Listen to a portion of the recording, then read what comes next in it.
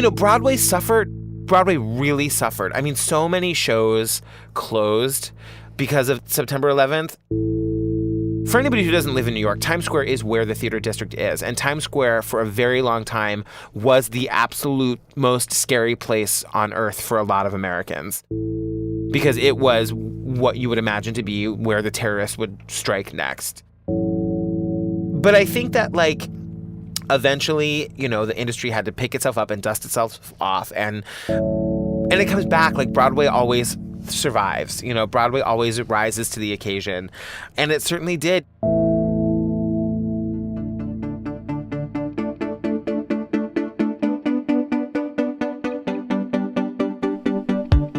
From the 9/11 Memorial Museum, this is Our City, Our Story, a series where New Yorkers talk about their city and how September 11th changed that. I'm Will Thwaites. Okay, so a little while back, my co-host Jenny Pachuki. We're rolling? Yeah, we're rolling. Awesome. She sat down to interview a gentleman named Patrick Hinds. So let's jump right into it. Patrick, would you please introduce yourself? My name is Patrick Hinds. I am the creator and host of 3 podcasts.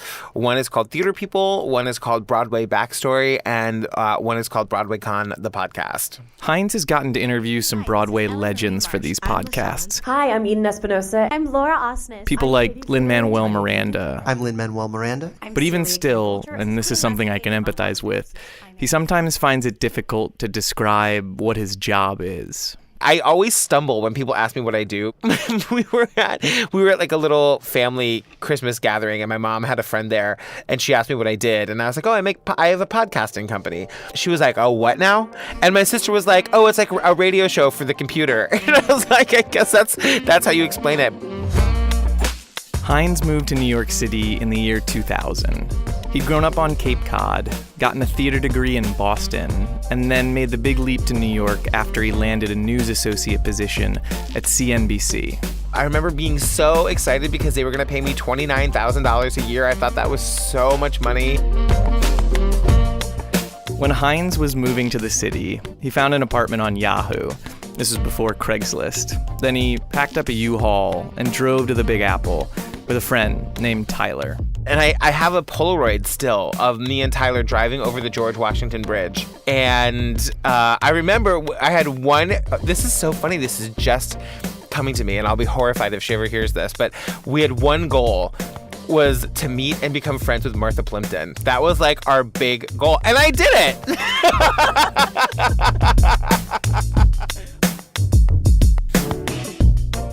Once Hinds was in New York, he started to explore the city. Obviously, his love of theater drew him to Times Square, where all of the Broadway shows were, but soon there was this other neighborhood that he gravitated towards. I remember I discovered the Village, and that changed my life. Discovering the West Village, it was still a place you could go and just be around gay people. There was a great gay bookstore down there called the Oscar Wilde Bookshop. It's no longer there. There was a great bookstore called 3 Lives and Company, which still is there, and you should go check out. And then on the weekends, there was this coffee shop on Christopher Street that I loved so much, and it was called Original Espresso Bar. And it was this kind of crappy little coffee shop that had a back patio, and I lived there. That was my early time in New York, was the West Village.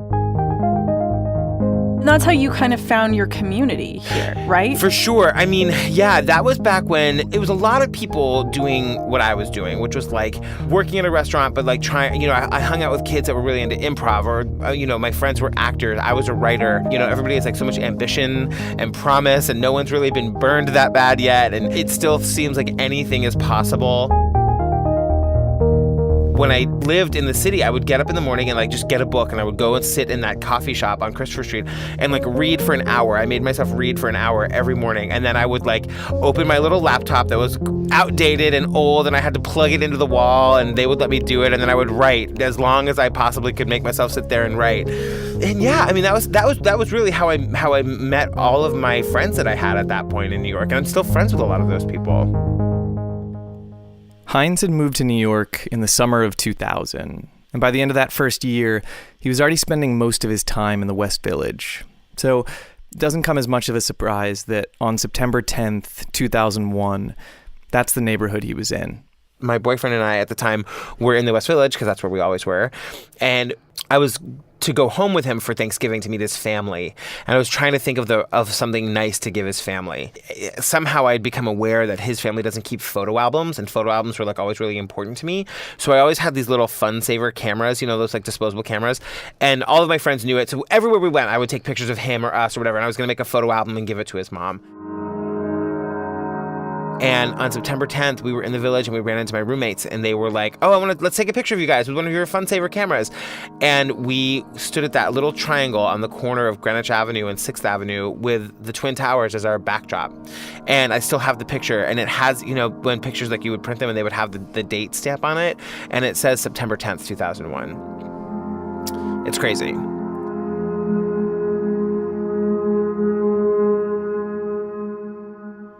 The following morning, on September 11th, Hinds woke up a little late, around 10 a.m. He was living in a Jersey City apartment at the time, across the water from Manhattan, and though the scale and nature weren't yet clear, he could immediately tell something was wrong from all the sirens he was hearing. Hinds decided that he would try to head into the city, where he could figure out what was going on. I remember thinking, okay, I'll just go. There's little shuttle buses that would like take you down to the train station that takes you into the city.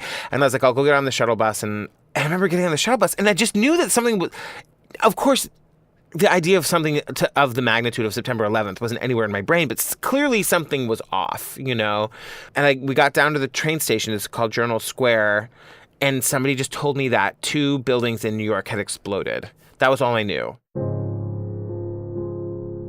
And I remember getting back on the bus to go back to my apartment, and I got back there, and I turned on the TV just as they were replaying an image of one of the towers falling. You had no idea before that? No idea. I remember the other awful thing was that I used to go to the World Trade Center all the time for theater tickets. There was a TKTS window on the second floor there, which was a booth where you could buy discounted Broadway tickets. And I just knew my mom, she had just been here like a month before, and we had gone to see a show, and we had gone to the TKTS booth, and I remember telling her how I was there all the time. And I just knew that my mom, who couldn't reach me, was sure that I was that morning in line at the TKTS booth. Just one of those horrible things.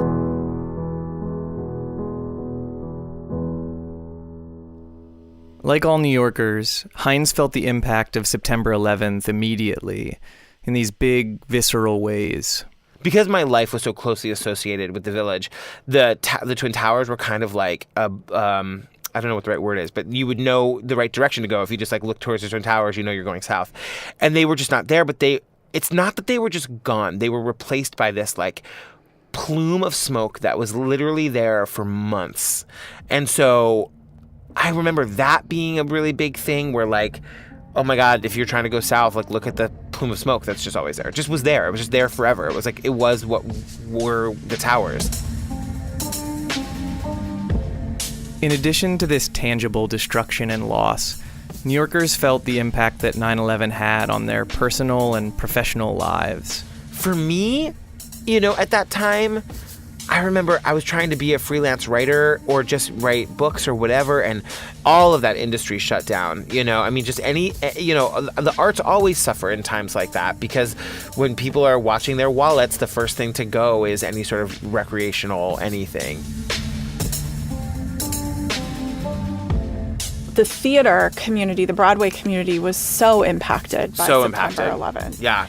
Broadway really suffered. So many shows closed because of September 11th. And when a show closes, it doesn't just put actors out of work, but investors lose money, which means they're less likely to invest in new shows.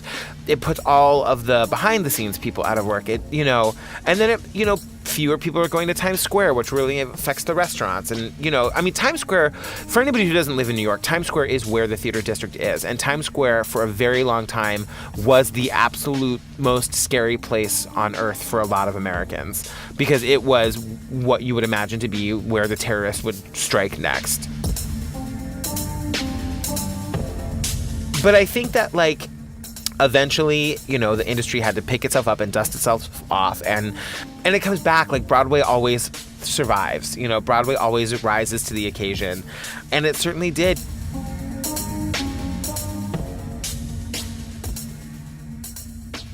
You know, I think that it's popularly known that like Hairspray was the first show to come in the wake of September 11th. That was like a big hit that really lifted people up. It was great escapist theater, which is what we needed. You can't stop an avalanche as it races down the hill. And it's interesting, and I'm actually just thinking about this for the first time, that Hairspray was written by and starred Harvey Fierstein, who was also, you know, when I think about like the great tragedies that have, you know, hit New York City, you can't not talk about the AIDS crisis that decimated, you know, the artistic community. And Harvey Fierstein came out of that as well and created so much work and art that was transporting for people during that really dark time. Like Broadway, New York as a whole started to rejuvenate in the months and years after September 11th. And encouragement would sometimes come from these unexpected places, like giant companies who would typically be focused on advertising their products. They stopped just to say something encouraging. You know, you would drive through Times Square and there'd be all these ads of like, you know, Apple. I can't think of the actual products now, but I remember it'd be like, New York, we're proud of you, you know? And it was really meaningful. It was like, you know, as a New Yorker, you really did feel like you were a part of something.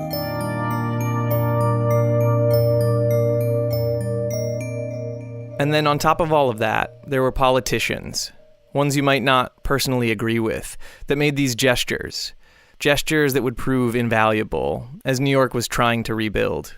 George W. Bush, I remember him saying to people like, go to New York, spend your money. And that was really meaningful for people. I remember being a bartender at that time and, you know, I'd be meeting people from wherever, like all over the country. And I, you know, was like, oh, what brings you to New York? Well, my president told me to come here and spend my money. Oh my God, I'm totally going to cry. And so they did. They came to like the scariest place on, you know, in the first world at that time. You know, they came and they spent their money because the president told them to do that. And that was like, you know, that was amazing. There was so much of George Bush's administration made me not feel like an American. You know, I found him to be very marginalizing in that way for me. But I remember this was before all of that. And I remember feeling patriotic in moments like that. And that was a time, you know, New Yorkers aren't necessarily known. I'm not saying New Yorkers aren't patriotic, but New Yorkers' patriotism usually doesn't come out the way it may in other parts of the country. Right. And that was a time when the city was covered in flags. Yes. Yeah, absolutely. Do you think September 11th and kind of some of the things you were talking about helped you form your identity as a New Yorker? Yeah, for sure. You know, I remember, and this is maybe a little morbid, but I remember in 2009, my husband and I, long before we had a kid, moved to Boston for a year. We were kind of done with New York, and we were kind of like, gay marriage was legal in Boston, but it wasn't legal here. We wanted to get married. We thought we'd go there and whatever. And we were not happy, and we missed New York so much. And I remember, like, on nights that he'd be at work and I'd be at home by myself, I would watch news clips from September 11th. Because I knew where I was when those news clips were being filmed, you know, like you could see Jersey City. I was like, oh my God, I'm in my apartment right there, like watching, like, and it made me feel slightly nostalgic. And I hope that doesn't sound disrespectful in any way, because I fully appreciate the loss of life that happened on that day. But it is something that I can say that like was very emotional for me. And when I really missed New York, for some reason, that was what I wanted to pay attention to, you know? I think there's something about being in a place during a time where a tragic event happens that somehow makes you more aware of being alive.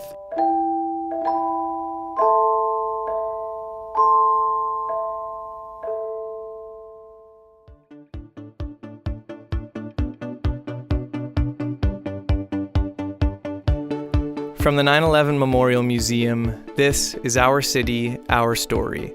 I'm Will Thwaites. I host and produce the series alongside Jenny Pachuki. This episode was also produced by Elizabeth Bistro and written by me, Wilth Waits. Our executive producers are Michael Frazier and Carl Cricco. Sound editing is done by Sam Behrens. If you want to hear more from Patrick Hinds, visit theaterpodcastproductions.com. You can hear episodes of all of his great podcasts there. As for us, Our City, Our Story, we're available on iTunes, Spotify, or wherever you listen to podcasts.